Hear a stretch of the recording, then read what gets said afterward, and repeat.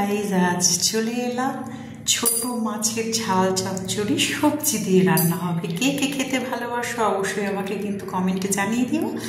দেখো, মূলো, বেগুন আর কি দিয়েছি, আর পেঁয়াজ দিয়েছি, আলু দিয়েছি, কাঁচা লঙ্কা দিয়েছি। সবার প্রথমে একটু কালো জিরে কাঁচা লঙ্কাটাকে তেলের মধ্যে ফেলে ভেজে দেবো। এরকম বিলেতি ধনেপাতা দেবো শেষে।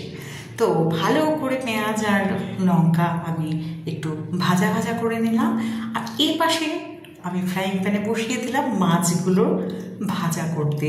যেহেতু চচ্চড়ি রান্না হবে তাই মাছটাকে ভেজে নেব ভালো করে। সর্ষে, পোস্ত, কাঁচা লঙ্কা শিলনোড়ায় একটু ঘষে নিলাম যাতে রান্নাটা আরও একটু বেশি স্বাদ হয়। কারণ ছোট মাছ আমি জানি বড় মাছের পাশাপাশি সবাই এটা ভালোবাসো। আর যদি ঝাল চচ্চড়ি হয় তাহলে তার কোনো কথা হবে না।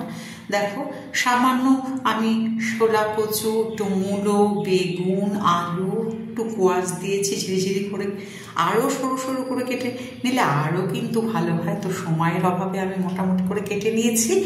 মাছগুলোও কিন্তু ভেজে ফেললাম বন্ধুরা, দেখতেই পাচ্ছ লাল করে। এবার কিন্তু মাছটা ভাজা আমার শেষের দিকে, কারণ চচ্চড়ি ওইদিকে কষা হচ্ছে। দেখো, সর্ষে পোস্ত টোস্ত দিয়ে কিন্তু ভালো করে আমি এটাকে একদম কষিয়ে নিচ্ছি। জল এখনো দিইনি, কিন্তু এই মাছ দেওয়ার আগে কিন্তু আমি একটু জল দিয়ে দেবো। কারণ এই চচ্চড়িটার সাথে মাছগুলো তো একটু নরম নরম হয়ে সেদ্ধ হবে, তবে তো ভালো লাগবে খেতে, বলো।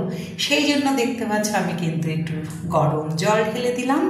আর এইদিকে ভালো মতন করে কিন্তু সর্ষের পোস্ত, এই পেঁয়াজ টেয়াজ দিয়ে একদম ভালো করে আমি এটাকে ভেজে নিয়ে জল দিলাম।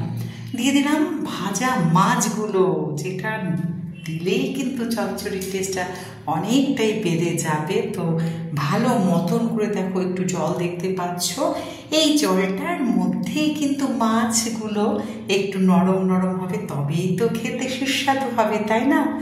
আমাদের বাড়িতে আমাদের সবার প্রিয় রান্না এটি, তাই আজকের ব্লগে নিয়ে চলে এসেছি। আমার এই যে রান্নাটি আমি দুপুরে করলাম সেই রান্নাটি তোমাদের সাথে আমি শেয়ারও করে দিচ্ছি। কেমন লাগছে, কেউ যদি এভাবে না খেয়ে থাকো অবশ্যই একবার রান্না করে খাবে। দেখো, ধনে পাতাগুলোকে কুচো কুচো করে রেখেছি, কটা কাঁচা লঙ্কাও আমি চিড়ে রেখেছি। নামানোর আগে অবশ্যই ধনেপাতা কাঁচা লঙ্কা আমি দিয়ে দিলাম। এখন দেখতে পাচ্ছ পুরো তৈরি হয়ে গেছে। চলো, কার কার খেতে ইচ্ছে হচ্ছে অবশ্যই আমাকে জানিয়ে। এইভাবে যদি চচ্চড়ি না খেয়ে থাকো, ঝাল চচ্চড়ি একবার বানিয়ে খেয়ে দেখবে, দেখবে দারুণ স্বাদ। দেখো, মাছের ফটো নুন হলুদ মাখানো, সেটাও কিন্তু আমি তোমাদেরকে দিয়ে দিলাম। আর এই ছিল ছোট মাছগুলো বাজার থেকে কেটে আনার পরে ধুয়ে বেছে রেখেছিলাম। আর এই ডিশ একদম সার্ভ করার জন্য তৈরি। তো কেমন লাগলো ছোট মাছের সবজি দিয়ে ঝাল চচ্চড়ি অবশ্যই জানাতে ভুলো না। সবাই ভালো থেকো, টাটা, দেখা হবে পরবর্তী ভিডিওতে।